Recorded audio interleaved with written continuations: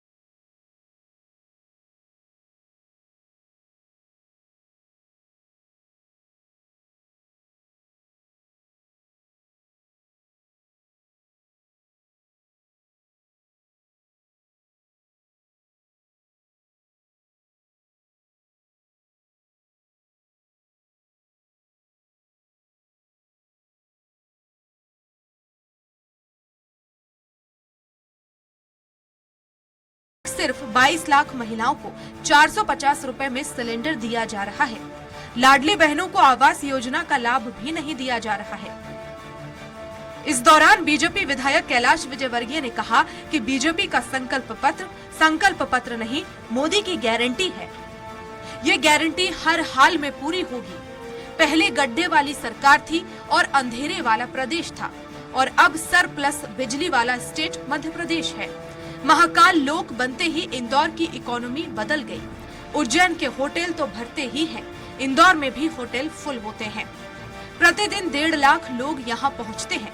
इंदौर के मिल मजदूरों के भुगतान को लेकर मुख्यमंत्री यादव ने बड़ा फैसला लिया है। बहरहाल पक्ष विपक्ष में योजनाओं को लेकर रार है, तकरार है, वार पलटवार है। ऐसे में देखने वाली बात ये होगी कि कांग्रेस जिन योजनाओं को लेकर सवाल खड़े कर रही है, आने वाले समय में इन योजनाओं का क्या हश्र होता है। क्या वाकई ये योजनाएं खटाई में पड़ जाएंगी, या फिर मोदी की गारंटी के चलते चुनाव में किए गए हर वादे को पूरा किया जाएगा। सलमान खान, स्वराज एक्सप्रेस। तो इस विशेष मुद्दे पर चर्चा के लिए बेहद खास पैनल हमारे साथ जुड़ा है। बीजेपी से प्रवक्ता मिलन भार्गव जी हमारे साथ जुड़ गए हैं। बहुत स्वागत है आपका। और कुछ ही देर में 2 अन्य खास मेहमान भी हमारे साथ जुड़ेंगे, अनिल शर्मा जी और वरिष्ठ पत्रकार शाइनी जी भी हमारे साथ कुछ ही देर में जुड़ेंगे। लेकिन सबसे पहले शुरुआत मिलन जी आपसे। कांग्रेस का सवाल है कि लाडली बहना योजना के संचालक पर आखिर बीजेपी कुछ बोल क्यों नहीं रही है? संचालक कौन होगा? जी, आपका सवाल फिर से पूछिए, आया नहीं से आवाज। भार्गव जी, मेरा सवाल यह है कि कांग्रेस लगातार एक सवाल पूछ रही है सदन में कि लाडली बहना का जिक्र आखिर क्यों नहीं किया गया, आखिर संचालक कौन होगा? देखिए, वो कांग्रेस, देखिए पहले तो कांग्रेस को अपने आप को जवाब देना चाहिए, क्योंकि जिस प्रकार से फेलुअर कांग्रेस हुई है और षड्यंत्र प्रपंच रच के चुनाव लड़ा, जनता ने जिस प्रकार से उनको नकारा है, यदि आज भी वो हकीकत से रूबरू नहीं हो रहे हैं और उससे भाग रहे हैं, तो ये कांग्रेस पर विचार करने का सवाल है। और रही बात भारतीय जनता पार्टी की सरकार पर सवाल करना, देखिए माननीय मुख्यमंत्री जी ने अपने भाषण के दौरान ये साफ कर दिया है कि कोई भी जनहितकारी योजना, कल्याणकारी योजना बंद नहीं होगी। अब चूंकि कांग्रेस के पास झूठ और प्रपंच का ही सहारा है, चूंकि अपनी वो हार को भी ईवीएम पर यदि थोप रही है, तो ये बताता है कि वो षड्यंत्र प्रपंच से बाज नहीं आएंगे। तो वो एक नया षड्यंत्र रच रहे हैं कि बीजेपी की जितनी योजनाएं हैं उन पर आरोप लगाकर देखिए, हर माह 10 तारीख को यदि राशि लाडली बहनाओं के खाते में पहुंच रही है, तो ये बताता है कि योजना जारी है। अगले महीने की 10 तारीख का इंतजार करिए। इतना जल्दबाजी क्यों है कांग्रेस को? क्योंकि प्रपंच रचना है, झूठ फैलाना है, भ्रम फैलाना है, अराजकता का माहौल प्रदेश में पैदा करना है। यही इनके राजनीतिक पैटेंट है और इसके लिए ही वे जाने जाते हैं। अब चूंकि कमलनाथ जी का ठेका खत्म हो गया, अब जीतू पटवारी जी नए ठेके पर कांग्रेस पार्टी को लाए हैं, तो अब कॉन्ट्रैक्टर को जिलों में कांग्रेस को बांटना है, तो कॉन्ट्रैक्ट तो देना है। तो क्या होगा, कैसी रणनीति होगी झूठ प्रपंच की? क्योंकि जीतू पटवारी वही है जो अपनी पार्टी, अपने दल को कहते थे कि तेल लेने जाए, और जिस प्रकार के महिलाओं पर अभद्र टिप्पणी करने वालों को कांग्रेस पार्टी ने ताज रखा है, चाहे वो जीतू पटवारी जी हो, चाहे उमंग संगार हो या हेमंत कटारे, ये महिला बलात्कार, महिलाओं से व्यभिचार करने वाला है। हमसे सवाल पूछेंगे, पहला सवाल तो उनसे खड़ा होता है, जनता उनसे पूछ रही है, तो उनको बताना चाहिए कि आपका जो रणनीति का ग्राफ है वो महिलाओं से अपराध करने वाला है, महिलाओं से व्यभिचार करने वाला हो। क्योंकि आपके पूर्ववर्ती नेता भी महिलाओं को टंच माल, आइटम जैसे शब्दों से प्रयोग करके बुलाते थे।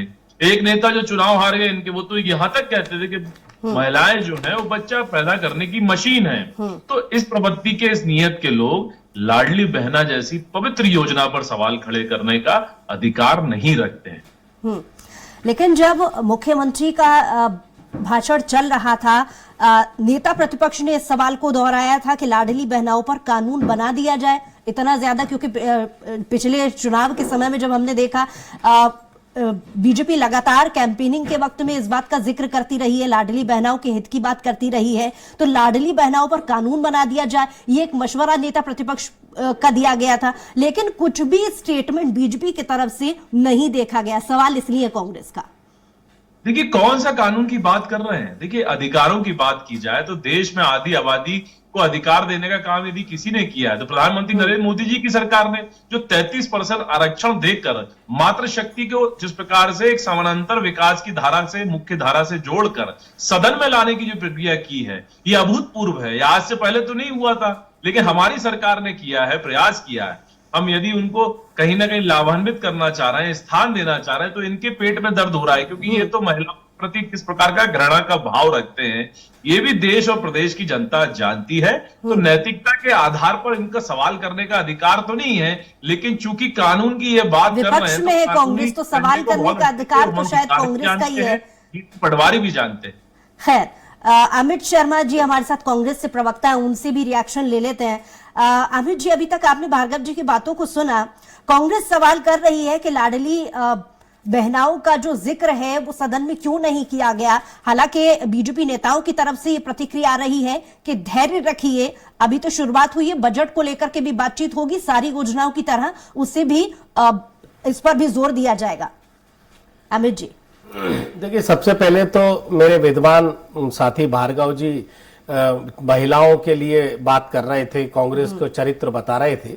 मैं भारतीय जनता पार्टी के चरित्र, कुछ नेताओं के कुछ चरित्र बाद में बताऊंगा भार्गव जी को, लेकिन जो मूल प्रश्न है जो आज वाकई में लाडली बहना, सबसे पहले मैं बुशरा, सबसे पहले ये आपको जानकारी दे दूं कि सरकार बनते से ही भारतीय जनता पार्टी का एक आदेश निकलता है सरकार की तरफ से कि जो लाडली बहना है उसमें पात्र और अपात्र बहनों का भी परीक्षण किया जाएगा, और उन पात्र अपात्र बहनों में से सरकार अपात्र बहनों को, उनके जो अपात्र बहनें हैं उनके नाम काटने का कार्य करेगी। यह आदेश 48 घंटे पहले बना। ये कांग्रेस नहीं कह रही, ये इनकी नई सरकार ने निर्देश दिए। अब सरकार कैसे चलती है? सरकार चलती है मैनिफेस्टो से। आज भाषण आप देखिए, जब सदन का पहला दिन था तो राज्यपाल जी ने लाडली बहनाओं का जिक्र कहीं नहीं करा। दूसरी बात, आपने वादे किए लाडली बहनों का, अब इनको पेट में दर्द हो रहा है कि कांग्रेस सदन में इस बात को क्यों उठा रही है। भाई 1250 रुपए दिए, सरकार आपकी बनी, बहनों ने आपका साथ दिया, शिवराज जी को भले ही आपने भगा दिया, लेकिन बहनों को तो उनका अधिकार आपको देना होगा, और बहनों के अधिकार आपको देने से आप क्यों मुकर रहे हैं? आप सदन में नेता सदन मुख्यमंत्री जी ये क्यों नहीं कह रहे खड़े होकर सदन के अंदर कि मैं अपनी मध्य प्रदेश की सारी बहनों को, सारी लाडली बहनों को विश्वास दिलाता हूं कि 1250 रुपए कहा था, और जो हमने चीख चीख के 250 करोड़ रुपए खर्च करे हैं, जिसमें यह कहा गया था कि 10 तारीख आ रही है, अब फिर अगले महीने की 10 तारीख आ रही है, उसमें बहनें 10 तारीख को अपने अधिकार को, जो उनने अपना वादा पूरा किया, अपना रिश्ता निभाया, उस रिश्ते की सौगात से वो अपनी 10 तारीख का इंतजार 3,000 रुपए महीने से कर रही है। अब सरकार इधर उधर की बात कर रही है। अब आए भार्गव जी के कुछ चरित्र के बारे में चर्चा कर रहे थे। मैं इस हांडी में से 2-4 चावल निकालकर भार्गव जी को भारतीय जनता पार्टी के चरित्र के बारे में बता दूं कि पत्थर उनके घर में फेंके जिनके खुद के घर कांच के ना हो। तो अब भोपाल शहर में दुर्नारायण सिंह जी को टिकट दिया था। अब उनकी बात मैं कहूंगा नहीं, उनके चरित्र के बारे में भार्गव जी बोल नहीं पाएंगे, मिलन जी उनको बेहतर जानते हैं। अब दूसरी बात आ जाइए कैलाश विजयवर्गीय जी। इंदौर शहर के अंदर उन्होंने भरी मीडिया में कहा था अगर बहनें हमारी और लड़कियां चुस्त कपड़े पहनेंगी तो निगाह तो जाती है।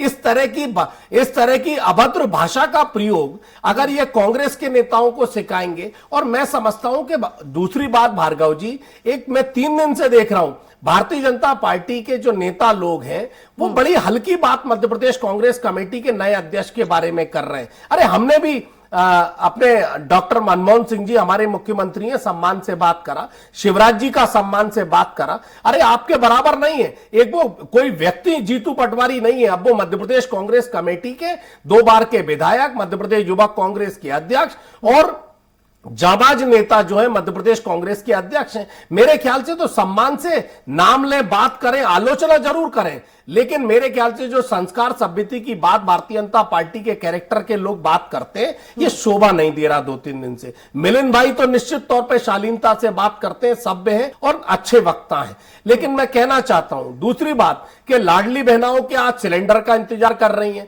1,32,00,000 बहनें इंतजार कर रही हैं 450 रुपए के सिलेंडर का। यह कांग्रेस नहीं कह रही। लेकिन मिलिंद जी, इस बात को बुशरा अगर कांग्रेस विपक्ष की भूमिका में आवाज नहीं उठाएगी तो क्या गुनाह कर रही है? आज इन्होंने पंडित जवाहरलाल नेहरू जी की तस्वीर जो है, जो सदियों सालों से लगी थी, उसको परिवर्तन कर दिया और ये उत्तर दिया कि उसमें दीवार में सीलन थी। दीवार में सीलन नहीं थी, भारतीय जनता पार्टी के नियत में सीलन है, इसीलिए सारी चीजें हो रही। ठीक है अमित जी, भार्गव जी आपकी बात का जवाब देना चाह रहे हैं और ये अगला सवाल मेरा भी रहने वाला था कि 31 लाख महिलाओं को 400 रुपए में सिलेंडर देने की बात बीजेपी ने कही थी, लेकिन अब तक फायदा सिर्फ 22 लाख महिलाओं को हुआ है। तो मतलब आप ये तो स्वीकार कर रहे हैं कि 22 लाख महिला इसके लिए पात्र मिलना चालू हो गया। तो कांग्रेस को मित्र को ये आंकड़े सुनना चाहिए। एक प्रतिष्ठित चैनल पर एंकर बता रही थी जब मिल रहा है तो आप नकारने का वो झूठ प्रपंच क्यों फैला रहे हैं। रही बात आपके नेता के व्यक्तित्व की, देखिए व्यक्तित्व का बखान करने का अधिकार हमारे पास नहीं, आप करिए, लेकिन उस व्यक्तित्व में ही इस मध्य प्रदेश की जनता ने ही देखा। जब आपके ही जीतू पटवारी जब चुनाव लड़ते हैं 2018 में, उनके वक्तव्य थे कि नहीं? आप ये बताइए कि उन्होंने कहा था, नहीं कहा था कि पार्टी जाए तेल लेने, मतलब मेरा ध्यान न कि पार्टी जाए तेल लेने, ये कहा था कि नहीं कहा था, इस पर बताइए। दूसरी बात, जब वो मंत्री थे तो एक कांग्रेस के कार्यकर्ता को जूते मारे कि नहीं मारे, गाली बकी कि नहीं बकी, ये बता दिए। देखिए ये चरित्र उनका है जो दिखता है, महिलाओं के प्रति जो व्यभिचार और जो बलात्कार जैसे अपराध दर्ज आपके नेताओं पर है और उन्हीं को आप ताजपोशी कर रहे हैं, ये तो प्रश्न चिन्ह आप पर खड़ा हो रहा है। इसकी सफाई आपको देनी होगी कि आपके नेताओं का चयन किस प्रकार का है, मतलब किस प्रकार का सक्षम नेतृत्व देने का काम कांग्रेस पार्टी के राहुल गांधी जी, सोनिया जी और प्रियंका जी कर रही हैं। तो ये तो बताना चाहिए जी, स्वीकार्यता है तो कमलनाथ जी क्यों नदारत है? मतलब जनता ने पहले नकारा, फिर कांग्रेस पार्टी ने उनको इस प्रकार से बेइज्जत कर भगाया है कि वो दिख ही नहीं रहे। कहां है कमलनाथ जी? ढूंढ रहे हैं कांग्रेस के कार्यकर्ता। और जिस दिन पीसीसी में नियुक्ति होती है उसी दिन आपके पीसीसी दफ्तर में क्यों कमलनाथ जी के सलाहकार की नेम प्लेट जाती है पीसीसी में? लेकिन मुद्दे से भटकने की कोशिश ना हो। मैं चाहती हूँ कि आज सदन की कार्यवाही और सदन में दिए अभी भाषण को लेकर सवाल थे तो उस पर ही बातचीत होनी चाहिए। बुशरा, कमलनाथ जी कहाँ है इस बात की? मिलन भाई चिंता मत करिए, आपको चिंता इस बात की करिए जो आपने वादे किए हैं, जनता देख रही है, आप उसे पूरे करिए और सदन में खड़े होकर बोलिए इस बात को।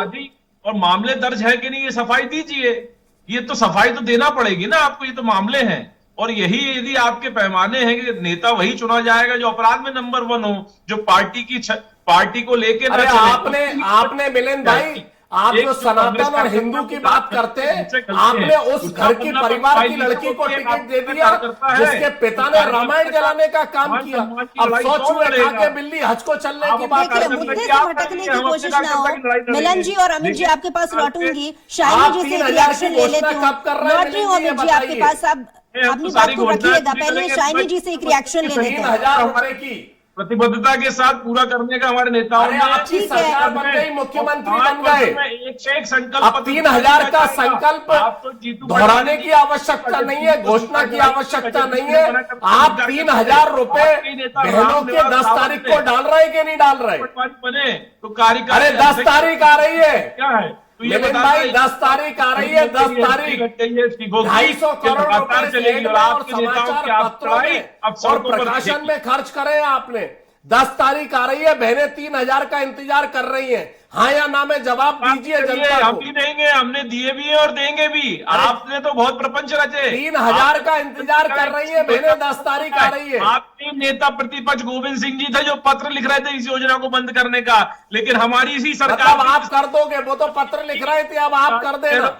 राशि भी दी। 450 का सिलेंडर भोपाल में किस एजेंसी में मिल रहा है, पता बता दीजिए तो मैं कुछ बहनों को भेज दूंगा।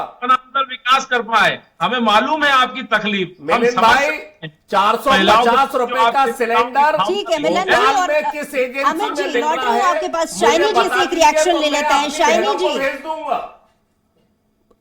शाइनी जी आपसे रिएक्शन चाहूंगी कि जो पूरा सिनेरियो विधानसभा में चला, बयानबाजी का, लाडली बहना योजना को लेकर कांग्रेस जो सवाल उठा रही है उस पर एक प्रतिक्रिया आपकी चाहूंगी।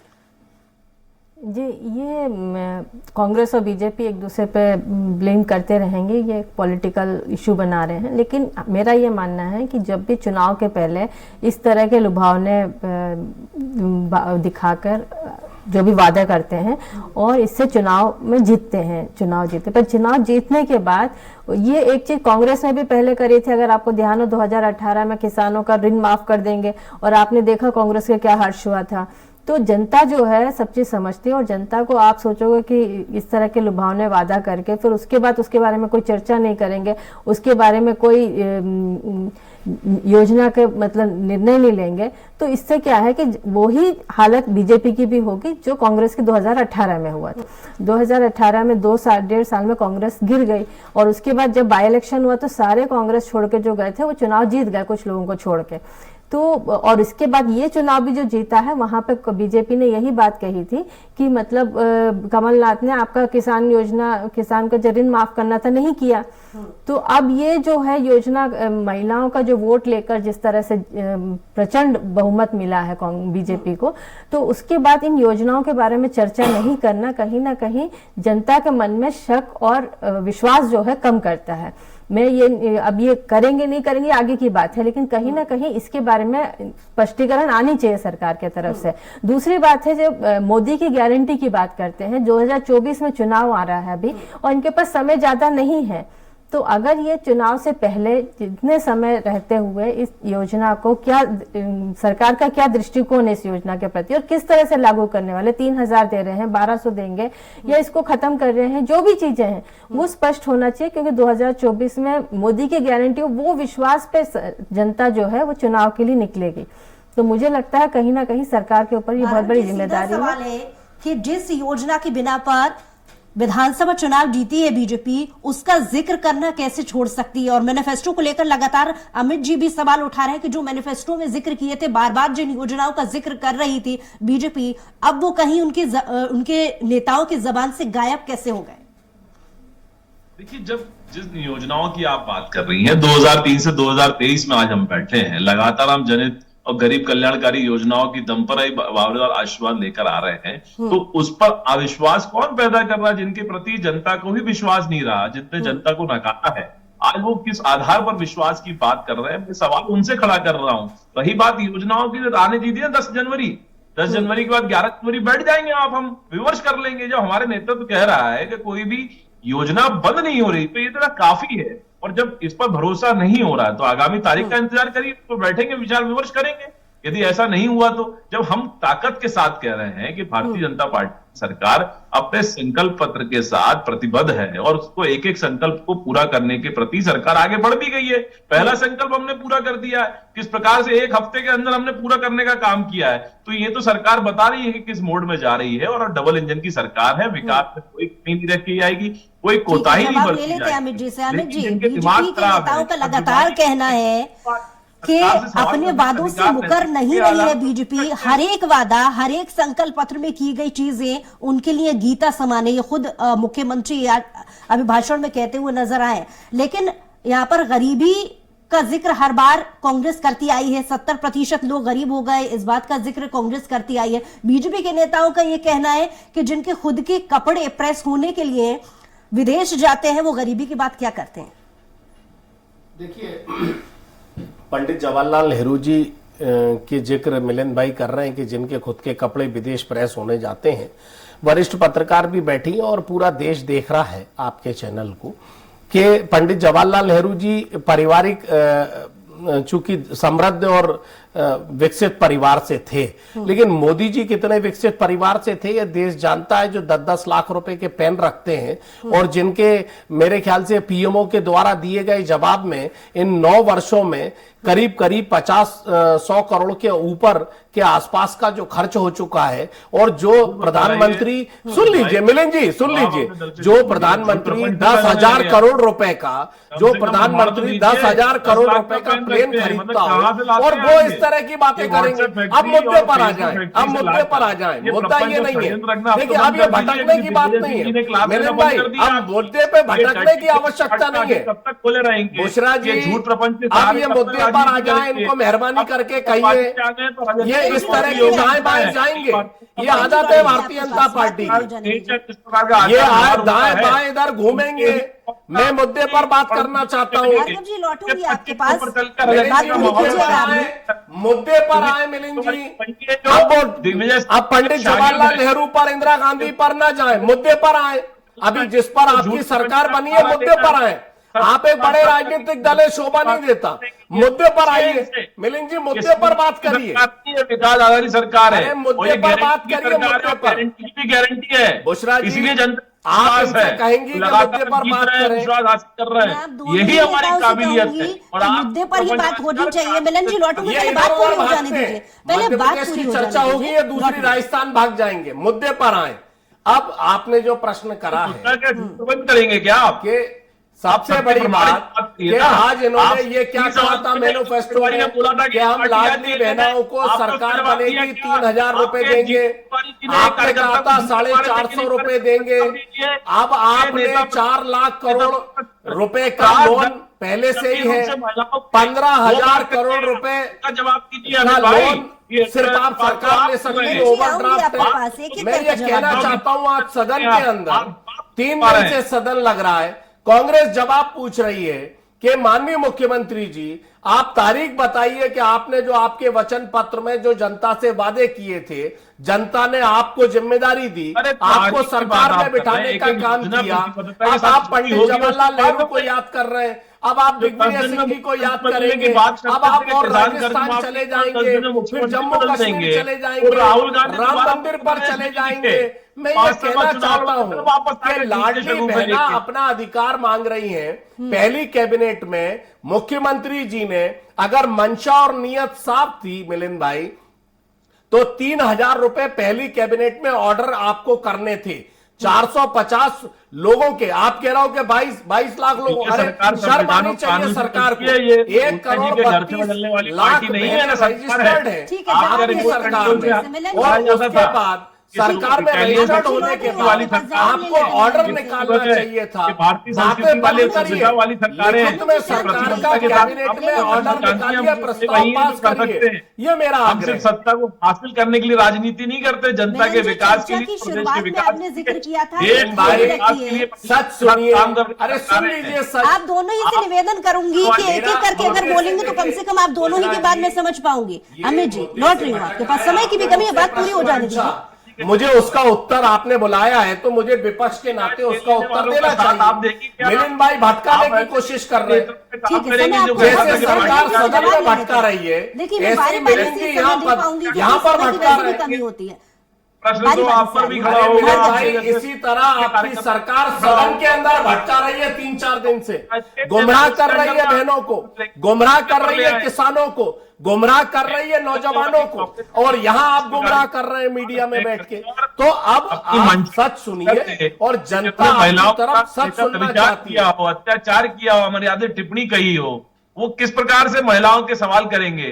देखिए, महिलाओं के उत्थान के लिए भारतीय जनता पार्टी की सरकार प्रतिबद्ध है, करके दिखाया और करके अरे अब दिखाएंगे। प्रतिबद्धता खत्म हो चुकी, अब तो कैबिनेट में प्रस्ताव पास करिए जिससे हम आपके यहाँ बैठ के प्रशंसा हो कर गया सकें। अमित जी, अब जवाब ले लेते हैं। भार्गव जी, चर्चा की शुरुआत में आपने जैसा कि कहा था कि बीजेपी अपने हर बात को पूरा करेगी, धैर्य रखिए, लेकिन कांग्रेस का सवाल यही तो है ना कि जो प्रमुख बातें अपने संकल्प पत्र से लेकर आज तक बीजेपी करती आई है, तो जो प्रमुख चीजें थी उन पर सबसे पहले बोलना चाहिए था, जिसकी बिना पर ये चुनाव निकाला है बीजेपी ने, तो कम से कम उस पर इतने कल बुधवार के दिन जब राज्यपाल का अभिभाषण सुना तब भी कोई जिक्र नहीं, और कम से कम मुख्यमंत्री से उम्मीद थी कि इस योजना को लेकर के वो बात करें। आपने क्योंकि शुरुआत में जिक्र किया था कि उस पर भी बजट बनेगा और बात होगी, लेकिन जिक्र तो करना चाहिए था। यही सवाल कांग्रेस का है। नहीं, कांग्रेस का सवाल है या न्यूज स्वराज एक्सप्रेस का सवाल है? जी नहीं, ये आप आरोप नहीं लगा सकते। ये सवाल थोड़ी देर पहले अमित शर्मा जी ने आपसे पूछा है, आप ऐसे नहीं कह सकते। अपने शब्द वापस लीजिए आप। जो महिलाओं के प्रति क्या भावना रखते हैं उनका जवाब तो मैं दे चुका हूं। थोड़ी देर पहले अमित शर्मा जी ने आपसे यही सवाल पूछा है। अपने शब्द पहले आप वापस लीजिए जी, अपने शब्द पहले आप वापस लीजिए कि ये सवाल स्वराज एक्सप्रेस का नहीं, अमित शर्मा जी का है। थोड़ी देर पहले उन्होंने सवाल पूछा है आपसे। नहीं, मैं तो आपसे पूछ रहा हूँ, सवाल उनका है कि आपका? दोनों के अमित शर्मा जी ने थोड़ी देर पहले सवाल पूछा है आपसे। अमित शर्मा जी के जवाब में दे चुका हूं। अमित शर्मा जी ने जवाब नहीं दी, जो उनसे पूछे थे उनके नेता के बारे में, उनके दल के बारे में, वो जवाब दे नहीं पाए। अब किस नियत से वो सवाल सरकार से कर रहे हैं, उनसे नियत स्पष्ट कर लीजिए, क्योंकि उनकी नियत में तो खोट है। रही बात स्पष्टीकरण की, देखिए सरकार नियत आपकी साफ है, आपकी नियत साफ है, हम समझ गए, लेकिन अब इंतजार लाडली बहना कर रही हैं। आज मुख्यमंत्री सुन लीजिए, वो भटकाने की कोशिश मत करिए। आप बुद्धिजीवी वर्ग से आते हैं, आप सुनिए। मेरा निवेदन यह है कि सीधा सवाल जनता ये पूछ रही है कि सदन के अंदर आज घोषणा पत्र को राज्यपाल जी ने जब पढ़ा, उन्होंने लाडली बहना का कोई जिक्र नहीं किया। यह कांग्रेस नहीं कह रही। दूसरी बात, सदन में जब नेता सदन माननीय मुख्यमंत्री जी जब बोलने खड़े हुए, तो लाडली बहना का मुख्यमंत्री जी ने ना जिक्र करा, ना उन्होंने तारीख का जिक्र करा, ना तारीख बताई कि मेरी बहनें चिंता ना करें, 10 तारीख आने वाली है, सरकार आपने बनाई है, मैं धन्यवाद करता हूं, और 3000 रुपए उन्हें मिलने वाले। दूसरा प्रश्न, 450 लोगों 450 रुपए में जो गैस का सिलेंडर आप देने वाले हैं 1,32,00,000 बहनों को, बता दी ना, उसमें जो आप देने वाले हो उन बहनों को एक, सुन लीजिए, भोपाल में और मध्य प्रदेश में किस जगह ऐसी एजेंसी है जिसमें बहनें जाकर 450 रुपए में सिलेंडर ले सके? तीसरी बात, आपने किसानों के आज कर्ज माफी की बात कही है, वो किसानों को कर्ज माफी और लाभ, समय की कमी है, एक छोटा सा रिएक्शन शाइनी जी से मैं चाहूंगी। समय की कमी है शाइनी जी, संक्षेप में एक जवाब।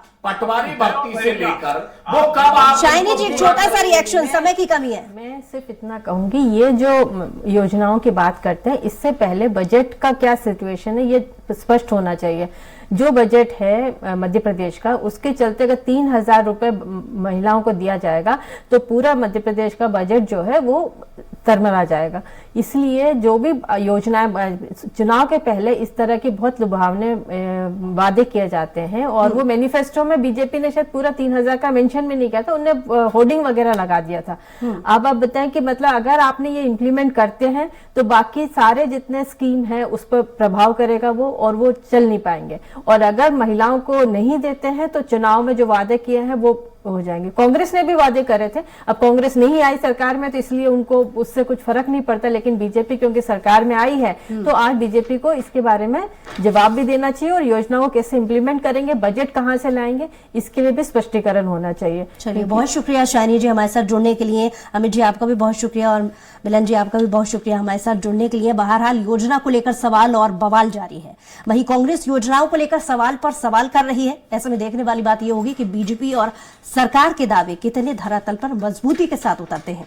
पीएम मोदी की गारंटी को क्या वाकई मूल रूप दिया जाएगा, ये आने वाले दिनों में साफ हो जाएगा। बहरहाल हमारी खास पेशकश में आज के लिए इतना ही। कुछ और खबरों के लिए देखते रहिए स्वराज एक्सप्रेस।